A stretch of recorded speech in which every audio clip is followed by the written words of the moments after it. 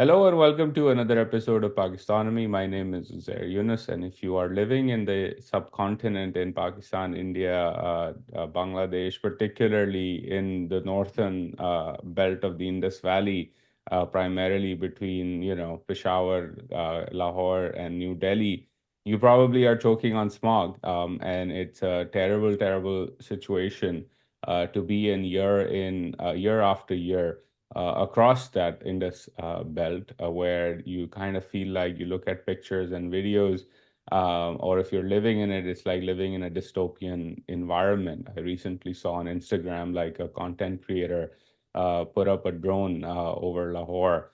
And captured some of its iconic monuments with the smog sort of overlaying on top of them, and it was as if you're watching like some Hollywood movie about the end of the world where like you can barely see through the smog that exists. So it is a major public health challenge for the region. And it doesn't seem to be getting any better. I think this year Lahore is, according to at least anecdotally my friends, worse than it has ever been. So we're going to be talking a lot about what's going on, why is it happening, why are governments failing, and what can be done about it with somebody who's an expert in this space and somebody who's broken ground in terms of making us more aware of the challenge of this crisis. Abid Omar is joining me. Abid, welcome to Pakistonomy. And for those of you who don't know, Abid is founder of the Pakistan Air Quality Initiative, which provides community-driven air quality data and resources to increase social awareness of this crisis. So he's doing some fantastic work with the team. They have a number of, I think, over 170 air quality monitors. We'll talk about how that sort of went about as a project and what's next. But welcome to Pakistonomy, and thank you for taking out the time today, Abid. Thank you so much, Uzair, for having me on board for this, for probably the most pressing issue in Pakistan. Yeah, it is, and it's linked to everything, right? It's linked to the economy, it's linked to childcare health, it's linked to public health. It just intersects with so much that I think we often ignore this at our own peril. So I want to start with, having you explain to the audience what is going on with this air quality crisis in Punjab in particular, but across Pakistan. I saw the presentation you shared with me ahead of our conversation, right? Even Karachi has quite terrible air quality at certain times of the year. But then you look at Dhaka, you look at New Delhi, you write in that presentation that Lahore is worse than New Delhi, and this is getting terrible by the year. So help us understand what's going on here and what's causing all of this. So we've known for a number of years that air pollution is a serious problem in the global south and especially in the Indian subcontinent. And that too south of the mountain range, so south of the Karakorums, Hindu Kush, and Himalayas. There's this belt, particularly in Punjab, so on both sides of the border, whether in Lahore or New Delhi, where the pollution levels reach these extreme numbers, which we have not seen anywhere else in the world. And especially now, what we're seeing in Lahore is unprecedented. So, first, let's talk about what's causing all of this. And the answer for that, I mean, there are two parts to this answer. The first part is that's very simple, what's causing all of this. And this is all of our human activity. This is all of the conversations that are happening in the global development space around climate change and mitigation of greenhouse gas and emissions, which are all, of course, coming from all the activities we do. And broadly speaking, those activities are, of course, transportation. You know, everyone gets around, both as people and as the goods that we consume are traveling. Those goods are coming from industry and therefore industrial emissions. In Pakistan in particular, we have a problem of urban waste management. So that's also a major source. And the last source is agricultural emissions. But these are very broad strokes, right? Like, I mean, these are big industrial sectors and general sectors one is looking at. But the real question is that every city anywhere in the world has similar amounts of, we're talking mega cities having big populations population, big industry, big consumerism. So, and in fact, there are many cities larger than Lahore with greater economic activities. Yet, why do we see pollution levels reaching these peaks? If I And may that, interrupt, right, for context, right, yeah. like I remember Los Angeles, for example, had this air quality problem years, decades ago, right? It was terrible, and LA has this urban sprawl, much sort of denser amounts of economic activity, industrialization, etc. And they solved for it a long time ago. So again, to your point, LA used to be this way. So, absolutely. And partially why LA became so bad is because LA is actually in sort of a valley. It's a very large valley where you have this impact where the pollution or the emissions that we're creating stay trapped. And that is a problem in Punjab where we have this effect called the temperature inversion effect, where there's a layer of cold air in the so there's an atmospheric boundary which prevents our emissions from escaping and diffusing to the upper atmosphere. So our activities in Lahore and New Delhi and everywhere else are more or less consistent year round. But the reason why smog has become the fifth season in Lahore as a winter phenomena is because this atmospheric boundary layer comes down and it prevents the emissions from escaping. There's a very important way to visualize this is that, when you imagine in the morning, if you go outside, you notice that along the grass, you would see some mist or some dew. And as the sun rises, that same mist starts to rise and it keeps rising up till it diffuses to the upper atmosphere. What happens with this temperature inversion that it reaches a ceiling of cold air and it cannot go any further. And as this boundary layer comes down, those emissions build up. And very important to know is that this fifth season of smog, while we think of it as a winter problem, this season lasts about 6 months of the year, starting in October, ending in March. So we just don't really think about it until it reaches these extreme tipping points in November and December and January, which is, of course, associated with the actual winter season. And again, to your point, right, of like the morning dew and sort of what you experience on the grass, um, Pakistani and Indian poets, particularly from Delhi, Lahore, etc., have written a lot of poems about this effect, right? It's considered one of the beautiful parts of living in this part of the world during this winter fall season. And even in Karachi, I remember growing up, like October, November, December, if you were going to school early in the morning, you would see this fog on the road by Fair Hall and the parks, etc. It was beautiful. It was gorgeous. I think if you're under 25, you probably have not seen it. As part of a clean fog phenomenon, you kind of have the smog sort of, hazing your view. But it's a beautiful part, right? That temperature inversion that happens, a natural phenomenon, and minus the particles in the environment, in the air, it's historic. People have written about this and the beauty. And one thing I remember, Abid, I think when we met, you and I spoke about this as well. When the pandemic hit, there is this iconic picture, I think from the BBC or Reuters, um, from Jalandhar, where you can see the northern mountains clearly because the air had cleaned out. And, a lot of people, a lot of young people had never seen that view ever in their life because of the air pollution that exists and surrounds and blocks their view.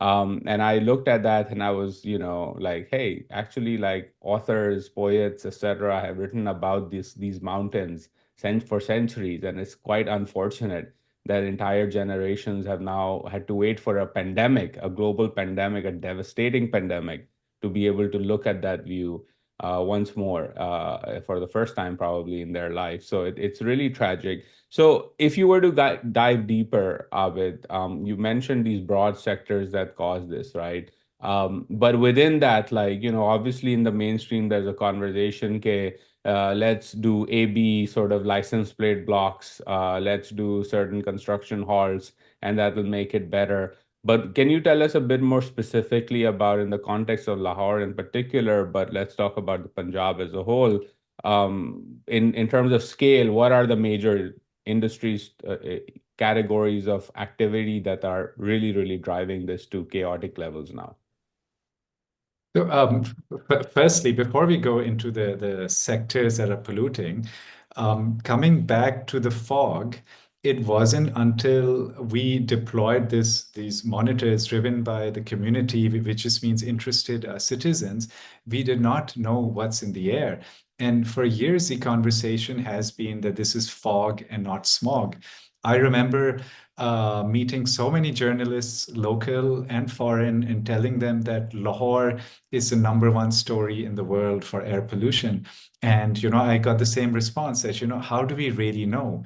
And how we really know is that we now have some numbers going back about 8 years, where we have proof that this is not fog and these are particulate matter in the air, which is highly, highly poisonous and, has a huge impact on health as we are seeing these days. So, but without this data, we were kind of groping in the dark. Like, they say ignorance is bliss. And that happens to be largely the case around knowing what the sources are of air pollution. In broad strokes, yes, there are some studies out there. Those are based on the available data in Pakistan, and the data, as you know, coming from government sources is challenging in terms of its accuracy and the quality of the numbers we look at.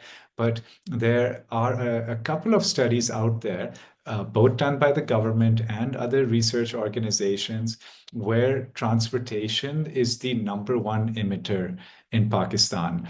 And at the end of the day, these are also estimates, right? Like, we know that there's an issue with the quality of the data about the number of vehicles, about the age of the vehicles.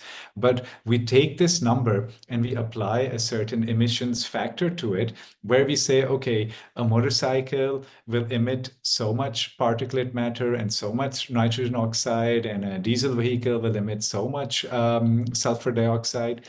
And based on these estimates, we're looking at somewhere like 60-70% of the emissions in Pakistan, and of course, specifically in Lahore, are coming from the transportation And sector. again, if just to very quickly share a passing thought on this, right? The estimates again are off of assumptions that people have made about the life of the vehicle, the type of fuel being used in Pakistan, for example. And we don't have specific data. Like, for example, in a lot of countries, I think including in China now, you got to have a vehicle test, right, to test for its emissions after a certain amount of life has passed. And then you got to phase it out once it starts failing those tests, right? We don't have any of that in Pakistan. Am I correct in saying that? So absolutely, we're still, in a way, grasping for these numbers to at least have some place to anchor our understanding of air pollution. And so the data so far is showing that transportation is the biggest emitter. And my fear in all of this is that as we start to understand and study further each emission source, whether it's transportation or agriculture, the picture is much worse than what we are assuming up till now. For example, we do know that the fuel quality in Pakistan is problematic. Um, we know that the local refineries are not able to produce fuel of a certain standard. And apparently, imported fuel that is coming to Pakistan, about 50% of the diesel and petrol consumed here is imported, is probably of a much better quality, but that is getting mixed into the same supply chain. And there are also reports that up to 30% of the fuel coming to Pakistan is smuggled in from Iran. And so, once you start testing these questionable the fuel supply and really validate that, okay, this is the emissions coming from each category of vehicle, I fear that the numbers are going to jump up dramatically. And coming to these sources, we tend to assume that the primary sources are crop residue burning, which coincides with both the winter and the start of the smog season, as well as brick kilns. These two culprits are only the ones that we are usually pointing our fingers at because they're easy to see. Again, visualization is important. If you go to Lahore and you drive along the ring road, you are going to come across a couple of brick kilns emitting black smoke. Similarly, if you're driving along any of the highways, a lot of people are commuting from Lahore to Sheikhupura, or you go further to Faisalabad or Multan or other cities, you will see dozens or hundreds of brick kilns. And if you're there at the right time, you will also see fields being put on fire, which is where you're burning the residue of the leftover harvest. And our numbers are showing that these are relatively minor contributors. So if in Lahore, at best, we think if we are, like very lax with the numbers, brick kilns are perhaps contributing 10 to 15% of the emissions. But that too is a number that really needs to be worked on. Crop residue burning is perhaps even less. So we're looking at single digits because, you have to also put in mind that crop residue burning is only happening for a couple of weeks of the year, whereas peak smog is not now in October and November. Peak smog is generally at the end of December and early January, well beyond the crop residue burning time frame. Yeah, and perhaps there's also a class element to this as well, right? That it's not my Land Cruiser, it's not my motorbike, it's not my, the infrastructure that has been built for the elites in cities like Lahore to have signal-free corridors, etc. It's that poor farmer who's doesn't have any other option but to burn some stubble to plant for the next season, or the brick kiln operator, because there's no investment in that sector. But in fact, where policy, my view on this is even if assume they're all equal, right, and they're all contributing equally to the toxic smog that is engulfing Lahore, my view is, well, on the public policy side, there actually have been significant interventions made on one side of this equation, which is transportation, and they have been made in a way to incentivize the wrong thing, right, which is more cars on roads, more vehicles on roads, as opposed to better public transportation, bike-friendly lanes, etc. So on the other side, we don't see a lot of intervention because, again, the state is like letting that sector be because it's primarily run by poor farmers and brick kiln workers that a lot of times are also slave labor in the country as well, right? But that's besides the point. But it's a class argument can be made here as well, I would argue.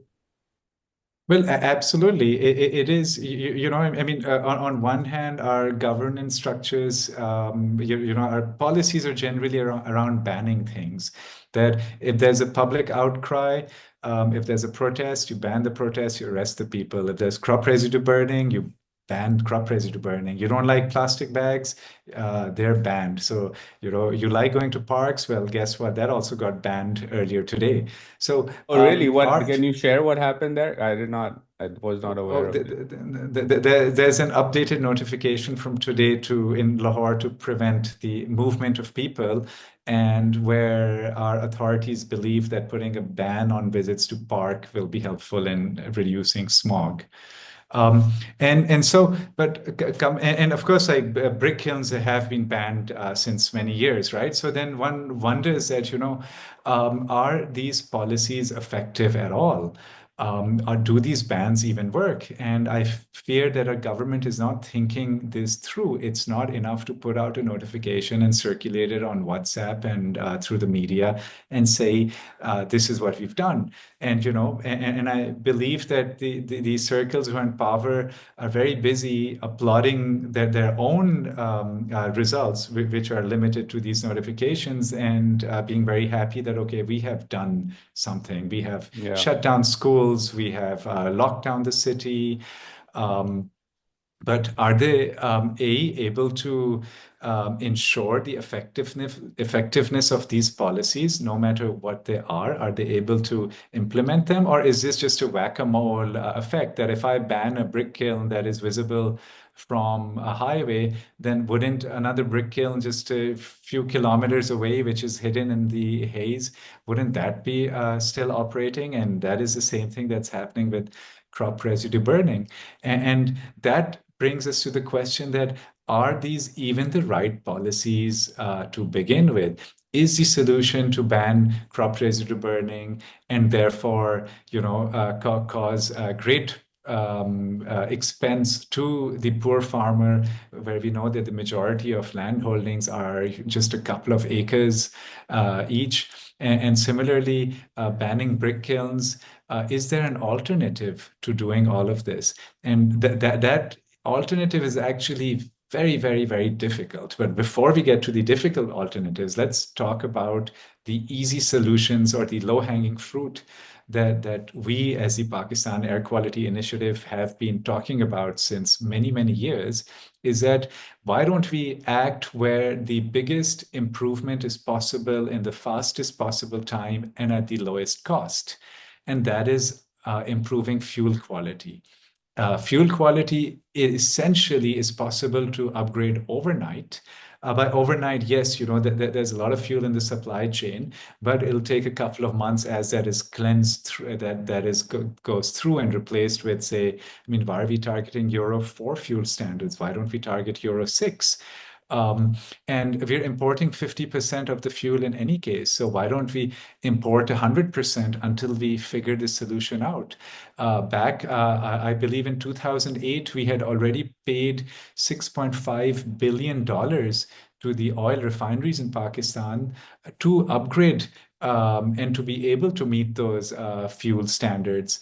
Why aren't we questioning what has happened to that development levy that was put and paid for by the consumer to upgrade fuel refineries? So Why if are I we may still? interrupt, again, you mentioned the levy, and I just want to make sure that the audience follows along, right? Because it's a very important topic and a topic where public finance meets bad policy making, meets bad Mhm. outcomes. So the petroleum development levy, for those of you who don't know, when you pay for a liter of petrol, it is an additional tax that is imposed on every liter of petrol and diesel that you consume in Pakistan. You go to PSO, you buy something, there's a levy charged.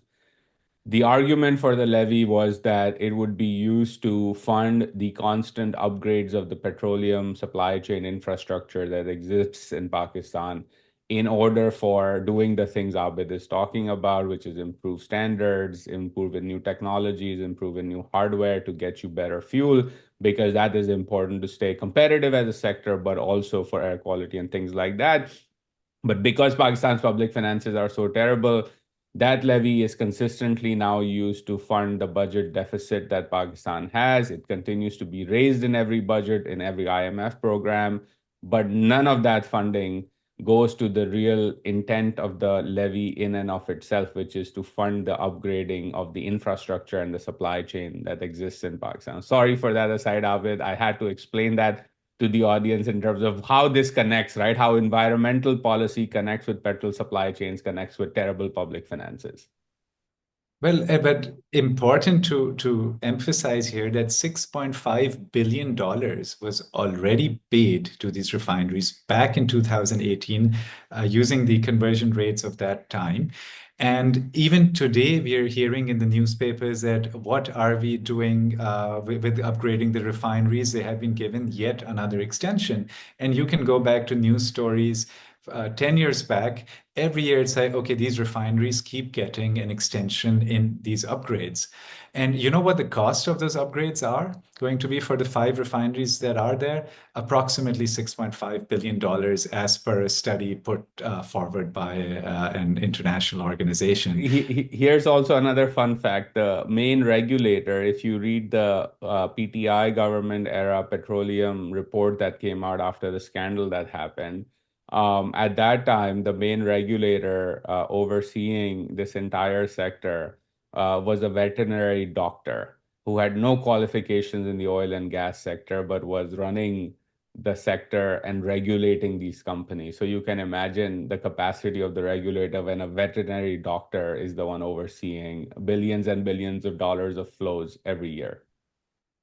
So, absolutely, Pakistan doesn't have a problem in the law or the policy. We have a problem in its implementation. And whether that policy is good or bad, at least there is something out there, but we are not able to implement those policies to begin with. So now, similarly, why did I say that we should shut down the refineries today? I wouldn't have said that a month ago, but have you been following the news about the pollution levels coming out of Lahore the last 10 days? I mean, I've been telling people this that Lahore is the number one most polluted mega city in the world. And, that conversation falls onto deaf ears until we have reached this tipping point. And, I keep showing the numbers. I'm like, okay, you don't believe the numbers coming from our own monitoring network? Okay, here's the numbers that's the US consulate is putting out, which is an apples to apples comparison between two cities. It's exactly the same equipment run by the same entity, managed with the same operating protocols. Okay, and you don't believe those numbers? Okay, look at satellite data. Every number indicates that the pollution levels in Lahore are not only much higher than in New Delhi, they're also for much longer durations.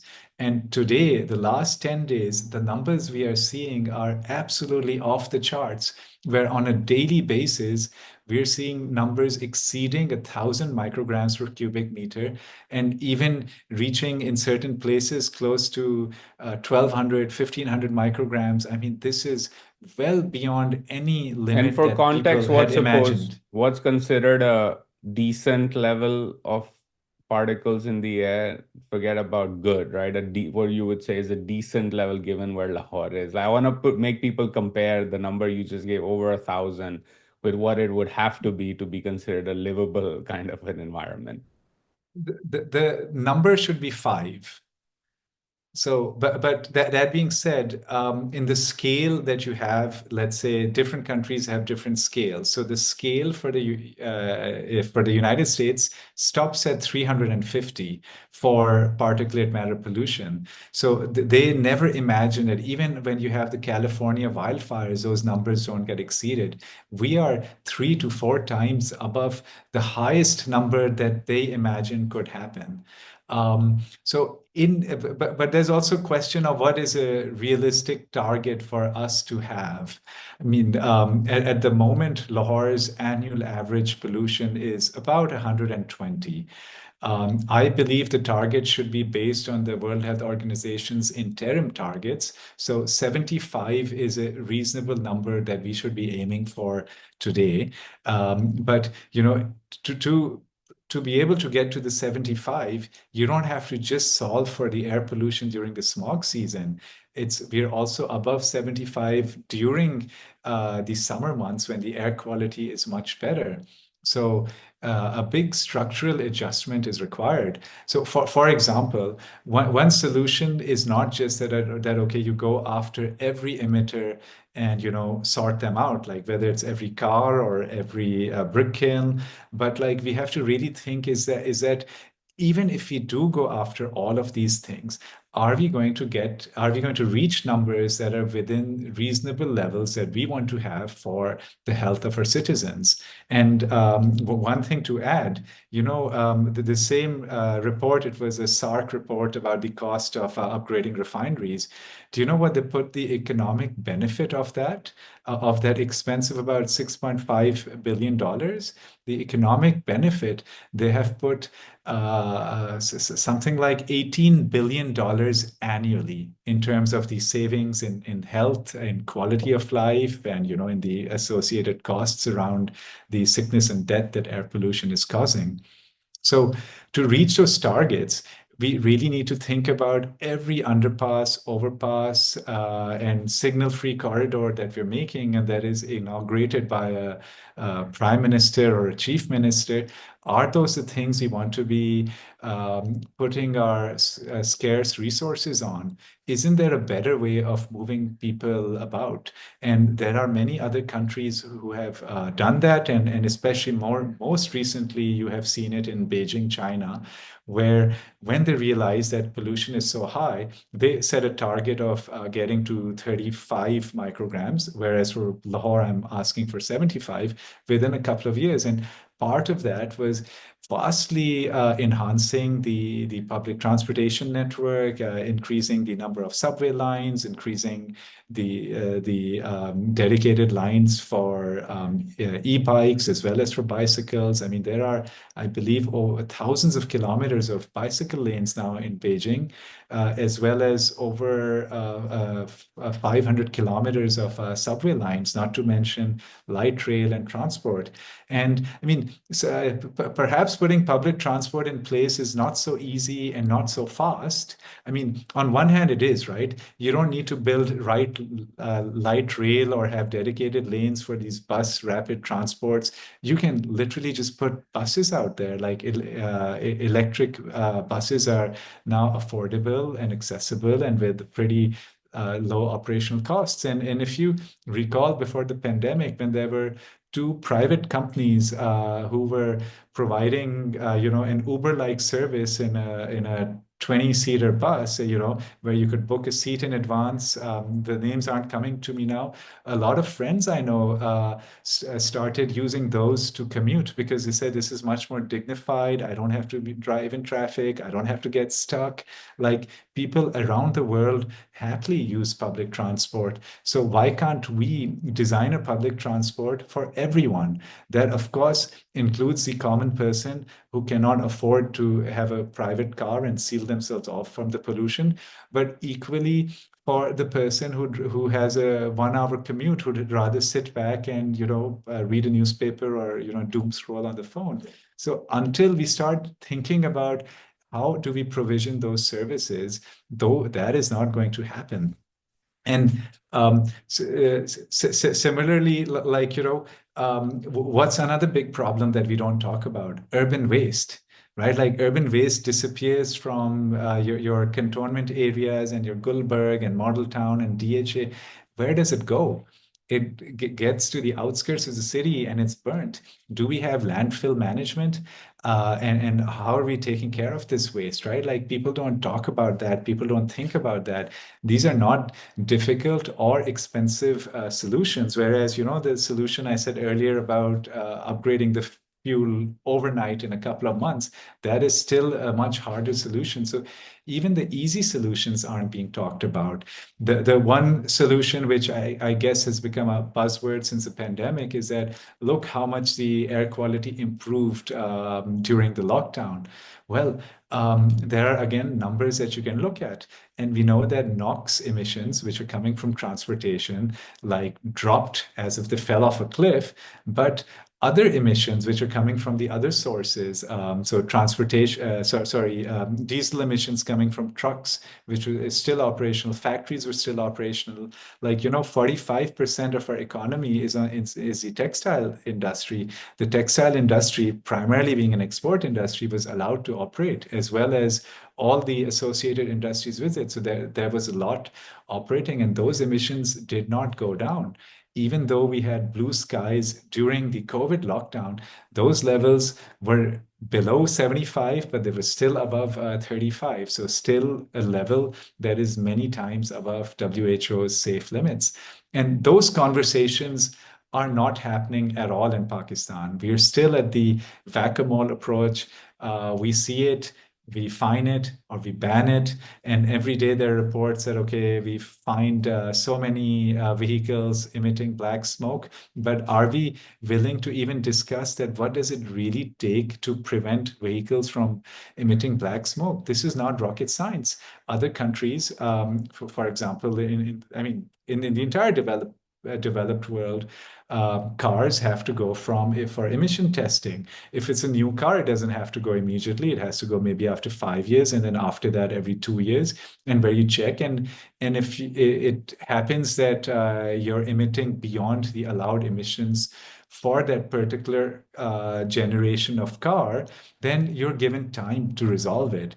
It's not that, okay, you're emitting black smoke, guess what? You're banned. So bans are again not the solution to this. And it's only if you start in thinking about these solutions and coming up with a relevant structure to implement them, the results of these won't be coming for a couple of years until every single vehicle in Lahore is checked and there's something established that, okay, what needs to be done. Similarly, these green lockdown that was announced in this very small zone, I think it's a brilliant idea. Let's declare Lahore a clean air city, but then figure out how to make it happen. You monitor emissions within Lahore.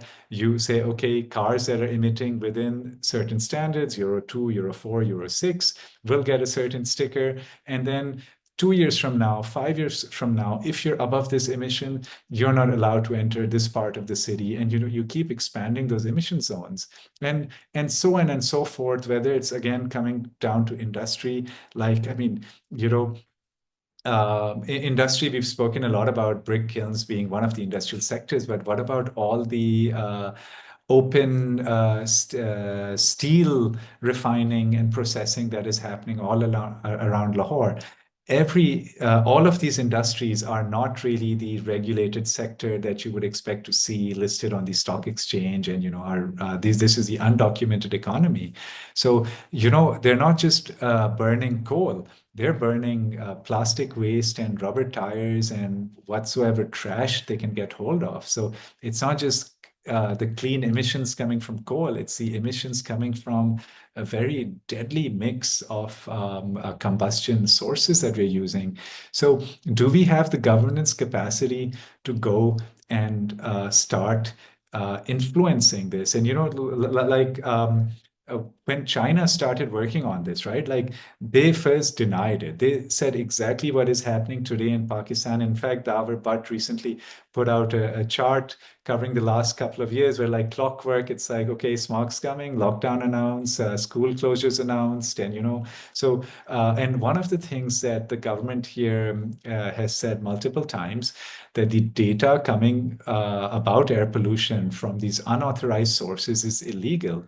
And in fact, even as we speak, there is a move amongst the powers to declare these numbers, this information illegal within Pakistan. And of course, as a government, they have the full right to do so. We control, the government control what's in our boundaries. If they don't want Twitter to operate or Facebook to operate, that's in their jurisdiction. So is the solution to put your head in the sand?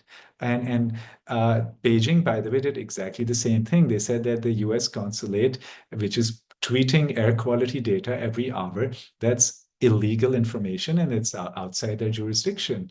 But instead of continuing that conversation year after year after year, they deployed a couple of hundred monitors literally within months across the country, and they made that data publicly available for anyone to see. And this is a time when the conversations there, and I used to live there then, were more around that, yes, this is fog and not smog, and that's why the sun is hidden behind a sulfur yellow sky. And the other thing, there was this documentary which came about, which some people suspect that there was the hand of the government in, letting that documentary be aired on so many channels. It was available on YouTube as well. I don't know if it's available today, which talked about environmental pollution as a whole and about the state of their steel mills and which are again heavy polluters, and about air pollution as well. And within a year, all of these were shut down as a state policy that we don't need to have these things operating. And here's the crux of it, right? Like when I say let's shut it down, immediately goes to, okay, what about lives and livelihoods? But perhaps in Pakistan, we don't need to shut these down overnight, but there are alternatives. You incentivize them to upgrade. The current technology is not only much more efficient, but it's also much more dignified for the labor to work in there. I mean, have you seen brick kilns in Pakistan? You must have come across the reports of indentured and slave labor and child labor which is still happening today. By chance, I was just seeing a small documentary of how bricks are made in a kiln in Japan, and the whole process is fully automated with robots and the kiln is fired with gas. So, do we really have to create a better brick kiln or create a better coal power plant? Aren't there other alternatives to all of this as well? Like, we really do enjoy the red brick in Lahore, but there are other ways to make exactly the same kind of brick. Similarly, we don't talk about energy efficiency, right? Like, I mean, the forces of economics globally have forced Pakistan to change from incandescent light bulbs to LEDs. It's because they were just phased out in the rest of the world, where essentially the incentive is such that you can't sell them anymore. I mean, what about our houses, which are so poorly insulated both against the heat and the cold? And I mean, the list goes on and on and on. And therein also lies a hope for me. Yep. And my incentive for working in this field and trying to bring the awareness is because I believe that these dark clouds that we see have a major silver lining, is that to solve air pollution, you actually have to solve everything. Yeah. You need to have and that besides the technical solutions, the number one part is the aspect of governance. And if you have good governance, we will have blue skies. No, I agree, and I think like this is the other part of it, right? Like the fact of the matter, as you alluded to, the Japan example or even the China example or elsewhere in the world, like in India, for example, years ago under the Modi government, they had a public program to force conversion into LEDs because it was efficient, right? And if you are an energy insecure country that imports and spends a lot of money importing energy to have access to energy for your own people, it makes sense to invest in energy efficiency over time because your costs come down, your import bills come down, you can be globally much more competitive. And it's the same thing that applies to steel, to bricks, to basic things that if you are not competitive, and not only, as you said, right, are you going to have these dark clouds constantly because they're emitting a lot of stuff that they shouldn't, but also you're not going to be globally competitive. And if your goal is to climb up the economic ladder, that goes hand in hand with a cleaner environment because that is a reflection of efficiency of your own industry, of your own transportation sector, of your own manufacturing capacity, of your own agricultural sector, right? And I think that's what people need to understand. And we're not even touching on the long-term public health costs all of this will inflict on generations to come. Already it's happening, right? I mean, it's like funny.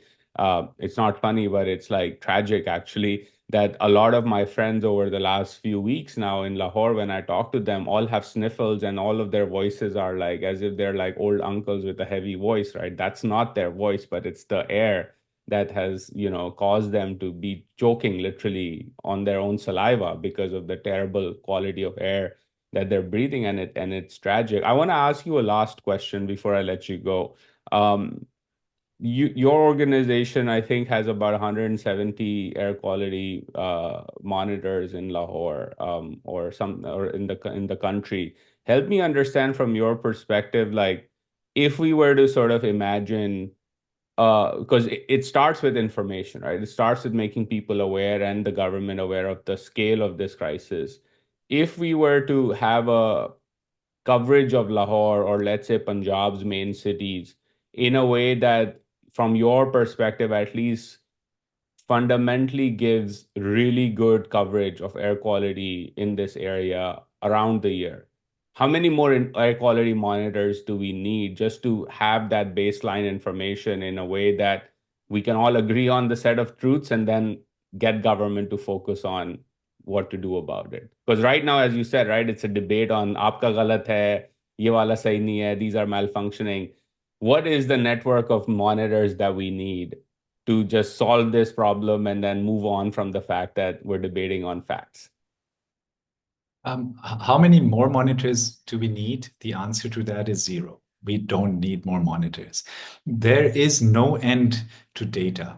So you can always get better data. And I mean, really, it's not a question of whether, the monitors are for a few $100s or a few $100,000 per monitor. The first monitor, I say, is enough to know what's going on. And you want a second one to be able to verify in case something goes wrong with the first one. So that is enough. The conversation it should move beyond monitoring and data and the numbers. I mean, no matter which source you look at, they're all saying the same thing. Now, if the number is off by 10% or 20% or 50%, guess what? You're still in the range of hazardous and off the chart air quality. So, if it's not 1,000, if it's 500.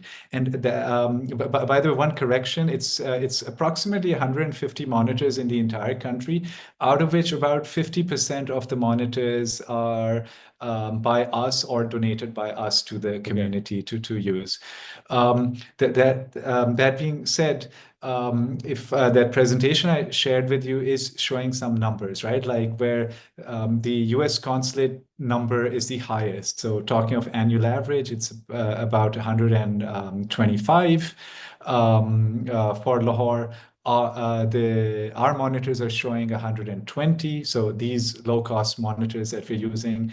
And the third data source, which is the Environmental Protection Department of Punjab, as it was called till last year, are showing 118. So it doesn't matter how you look at the numbers, from which source, are all in the same Yeah. ballpark range. And right now, when we talk about particulate matter pollution, so we don't have, or no one else has equipment to monitor carbon monoxide. As you know, that's a very serious poisonous gas, or nitrogen oxide or sulfur dioxide. So the EPD used to monitor those and put out those numbers, and those too are above the charts as per the government's own data. So, but I think where we need data is, yes, it would be helpful if you have thousands of monitors, just even in one city of Lahore, because you're able to understand things a lot better. But that is not what we need to understand better today.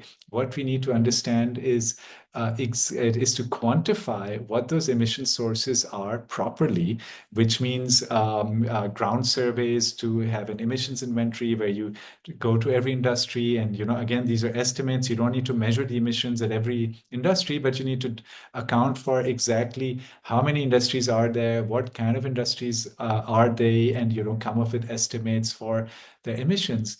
And the next step is you figure out, okay, these are the biggest polluters within each sector. For example, like, I mentioned urban waste. So you won't just willy-nilly start like saying, okay, we need to address this problem and we're going to address everything at the same time all at once. You're like, okay, this is the biggest. Ban burning of trash in the gully Yeah. mohalla level, right? It's not gonna work. Yeah. Yeah. So you figure out, okay, this is the biggest landfill. This is what we do over there. How can we improve our practices over there? You start at one solution in every sector, and then implement it in the next part of that same sector. So until we take a more measured and thought out approach about what the solutions are, we are not going to see any effective improvement, or rather measurable improvement in air pollution. And just yesterday, I was listening to an expert on air pollution was talking about New Delhi, and they said we're at least 10 years away from having clean air. And I used to say Pakistan is 5 years behind India in its policy making and its implementation status. So that means are we 15 years away from having anything? At the juncture we are today, I do not see any light at the end of the tunnel. I do not see any effective, forget about the policy making, but any effective discourse around really trying to identify what to do before we jump into and start doing that. Yeah, I think that's the crux of the problem. And I would thank you for your time today, for sharing what's going on and what can be done and what should be done about it. And, kudos to you and your team for at least trying to push the envelope on the discourse and making us all aware of what's going on. I think I'll just conclude this conversation with the fact that we are all aware, if you're plugged into Pakistan's political system, that Chief Minister Maryam Sharif is looking for a big public sort of way to, cement her legacy as chief minister. And I would say, madam, you have 4 more years in power as chief minister. And if you can solve for this air quality crisis in Punjab in a sustainable way, not perfectly, right, but coming closer to that figure of 75 that Abid you just shared, um, you will cement your legacy.